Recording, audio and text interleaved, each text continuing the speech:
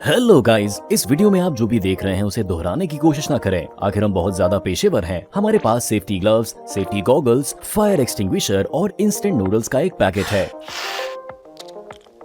पिछले वीडियो के लिए चीनी विक्रेताओं ने हमें ये बिजली का डिवाइस भेजा था जो बड़े और शक्तिशाली बिजली के झटके पैदा करता है। आप में से कई लोगों ने हमसे इस पर और भी ज्यादा एक्सपेरिमेंट करने के लिए कहा था, तो अब हम ठीक वही करने जा रहे हैं।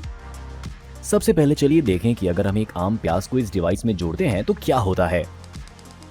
लगता है कि ये बिजली के झटकों को पूरी तरह से सोख लेता है और बेअसर कर देता है, लेकिन जैसे ही हम प्याज से अपना हाथ हटाते हैं, बिजली उसमें से गुजरती है और उसकी पत्तियों के सिरे से बाहर निकलती है। ऐसा भी लगता है कि बिजली का करंट और भी ज्यादा तेज हो जाता है।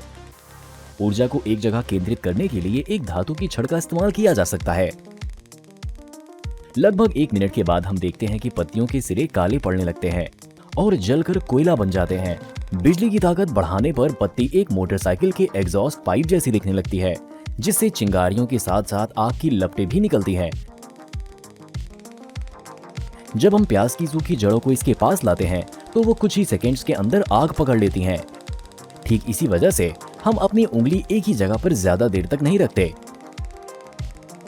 इसके बाद हमें ये जानने की उत्सुकता हुई कि क्या कोई इलेक्ट्रिकल डिस्चार्ज लाइटर को जला सकता है।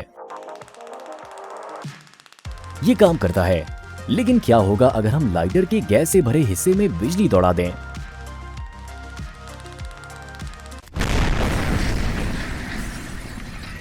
ठीक है, हम मजाक कर रहे थे, ये फटा नहीं। अपनी उंगलियों को किसी भी अप्रिय एहसास से बचाने के लिए हमने एक प्रोटेक्टिव ग्लव्स पहना। उस जगह पर ध्यान दें जहां डिस्चार्ज सीधे स्किन को छूता है। उस जगह पर एक तेज पीली चमक दिखाई देती है, जो शायद स्किन के ऊपरी हिस्से के किसी बहुत छोटे कण के तुरंत भाप बनकर उड़ जाने की वजह से होती है। लेकिन जब इलेक्ट्रिक आर्क ग्लव्स को छूता है तो चमक कई गुना बड़ी हो जाती है। हर बार छूने पर ऐसा लगता है जैसा कोई छोटा ज्वालामुखी फट गया हो। अब चलिए किंडर सरप्राइज के साथ एक एक्सपेरिमेंट करते हैं। इसकी मेटालिक फॉइल वाली बाहरी परत की वजह से इलेक्ट्रिक आर्क सीधे इसके आर पार निकल जाता है और तुरंत हमारी उंगलियों की तरफ मुड़ जाता है। नतीजतन इसके अंदर मौजूद चॉकलेट वाला अंडा पूरी तरह से सुरक्षित रहता है।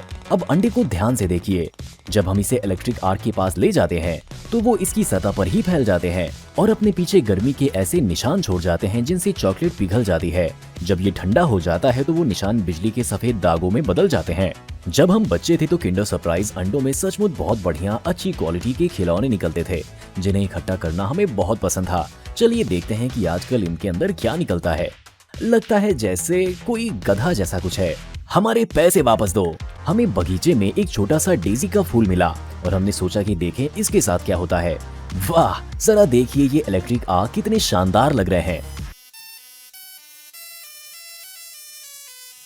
बदकिस्मती से वो फूल बहुत छोटा था और इससे पहले कि हम इसके विजुअल इफेक्ट का पूरा मजा ले पाते, वो जल्दी से मुरझा गया। अगर आप कॉइल के सिरे को किसी ऐसे बर्तन के अंदर रखते हैं जो बिजली का संचालन नहीं करता, तो आर्क उस बर्तन के अंदरूनी आकार को अपना लेते हैं।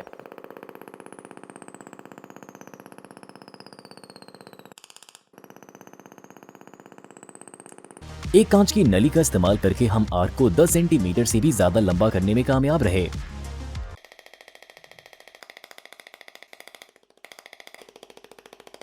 हमारा अगला टेस्ट सब्जेक्ट ये गमी बेयर है। चलिए इसे एक रॉड पर रखते हैं। शुरू में कुछ भी नहीं हुआ। बिजली के झटके गमी बेयर की सतह पर बिना किसी असर के फैलते रहे, लेकिन थोड़ी देर बाद वो धीरे धीरे नीचे की ओर खिसकने लगा। जब हमने चिमटी से उसे वापस ऊपर उठाने की कोशिश की तो हमें एहसास हुआ कि उसकी बनावट बदल गई थी। वो बहुत ज्यादा नरम और चिपचिपा हो गया था, लगभग स्लाइम जैसा। वो किसी हॉरर फिल्म के चिपचिपे पदार्थ जैसा लग रहा था। पुदीने का यह पौधा मेरी खिड़की पर लगा है। चलिए इसकी एक छोटी सी टहनी तोड़ते हैं और उस पर एक एक्सपेरिमेंट करते हैं। हमें पूरी तरह से पक्का नहीं पता कि पौधे के साथ क्या हो रहा है, लेकिन कुछ ही सेकंड्स के बाद उसके तने और पत्तियां अपनी मजबूती खो देती हैं और नीचे की ओर झुकने लगती हैं। जहां तक हम समझते हैं बिजली के झटके किसी तरह इसकी बनावट पर असर डालते हैं, शायद इसकी कोशिकाओं को नुकसान पहुंचाते हैं।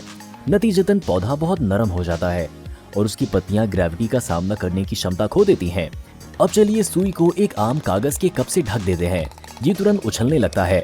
कागज एक कमजोर इंसुलेटर है, इसीलिए बिजली की चिंगारियां इसमें से गुजर जाती हैं और जहां जहां वो छूती हैं वहां छोटे छोटे छेद कर देती है। जब हमने बिजली की ताकत थोड़ी बढ़ाई तो चिंगारी ने सचमुच कप में छेद कर दिया, जिससे उसमें आग लग गई। लगता है हमें इसे बुझा देना चाहिए। हमें फायर एक्सटिंग्विशर नहीं मिल रहा है। अरे नहीं, वो तो अल्कोहल है।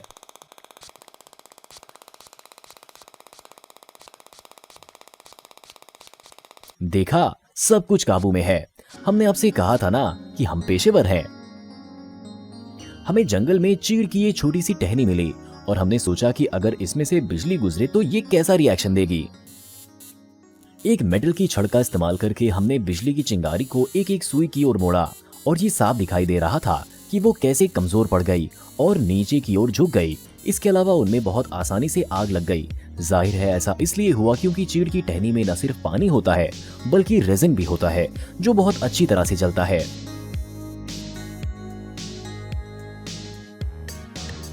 दो मिनट के अंदर ही वो टहनी हरे रंग की सुइयों के ढेर के अलावा और कुछ नहीं रह गई थी। फिर हमारे मन में एक और आइडिया आया, क्या हो अगर हम एक स्मार्टफोन चार्जिंग केबल लें, उसे सुई पर लगाएं और उसमें बिजली दौड़ा दें।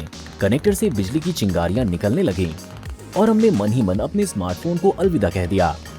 आप हमारी हैरानी का अंदाजा भी नहीं लगा सकते जब हमने देखा कि चिंगारियां फोन की बॉडी से टकरा रही थी, लेकिन फोन फिर भी काम कर रहा था। हालांकि हमने उन्हें सीधे चार्जिंग पोर्ट में डालने की कोशिश की, लेकिन इसका स्मार्टफोन पर कोई असर नहीं हुआ। जाहिर है मैन्युफैक्चरर इस तरह के झटकों से बचाने के लिए कोई सुरक्षा कवच लगाता है जिससे एक राहत देने वाला नतीजा निकलता है। अगर कभी आप पर बिजली गिरती है तो कम से कम आपको अपने स्मार्टफोन की चिंता करने की जरूरत नहीं है। अगले एक्सपेरिमेंट के लिए हमने पड़ोसियों से ये बड़ा सा फूल उधार ले लिया। हमने इसे डिवाइस से जोड़ा और जैसे ही करंट बहना शुरू हुआ, फूल न सिर्फ नीचे की ओर झुक गया बल्कि इधर उधर हिलने भी लगा। ये कैसे मुमकिन है? आखिर पौधों में तो मांसपेशियां नहीं होती जो सिकुड़ सकें। लगभग 1 मिनट में फूल जलने लगा। जरा उन शानदार बिजली की चिंगारियों को देखिए जो उससे निकल रही थी। उनमें दर्जनों साफ सुथरी एक के ऊपर एक जमी हुई लाइनें थीं। ये बिल्कुल कंप्यूटर ग्राफिक्स जैसा लग रहा था। हमें अलमारी में मिनी ओरियो कुकीज का एक पैकेट मिला। ये देखना सच में दिलचस्प है कि अगर हम उनमें से किसी एक में बिजली का करंट दौड़ाएं तो क्या होता है। चलिए चिंगारियों को कुकी के बाहर निकलने का रास्ता ढूंढने में थोड़ी मदद करते हैं। ऊपर की तरफ ध्यान दीजिए, ये जल उठती हैं और एक खूबसूरत नारंगी लौ के साथ जलती रहती हैं। कुछ ही देर में क्रीम बहुत ज्यादा नरम हो जाती है और जलती हुई कुकी फिसलकर सुई के बेस तक पहुंच जाती है। एक्सपेरिमेंट के बावजूद कुकी अभी भी देखने और महक में हैरान करने वाली हद तक टेस्टी लग रही है। बदकिस्मती से चीजों ने एक अप्रत्याशित मोड़ ले लिया। एक ट्यूलिप फूल के साथ एक्सपेरिमेंट के दौरान वो खुलने लगा। उसकी पंखुड़ियां नीचे गिर गईं और बिजली के झटके उनसे निकलकर डिवाइस की बॉडी पर गिरने लगे। किसी वजह से हमने शुरू में इस पर ज्यादा ध्यान नहीं दिया, लेकिन 1 मिनट बाद हमने देखा कि न सिर्फ सुई पर बल्कि प्लास्टिक के नीचे केसिंग के अंदर भी चिंगारियां निकल रही थी। वो लगातार बड़ी होती गई और सैकड़ों पतले तारों से बनी पीली डिस्क बिखरने लगी। ये अफसोस की बात है कि जनरेटर वक्त से पहले ही खराब हो गया और हम हैमस्टर जो कि बिजली का उस्ताद है उसके साथ होने वाला आखिरी एक्सपेरिमेंट कभी भी नहीं कर पाए। क्या हमें इस डिवाइस को ठीक करके अगली बार ये एक्सपेरिमेंट करना चाहिए?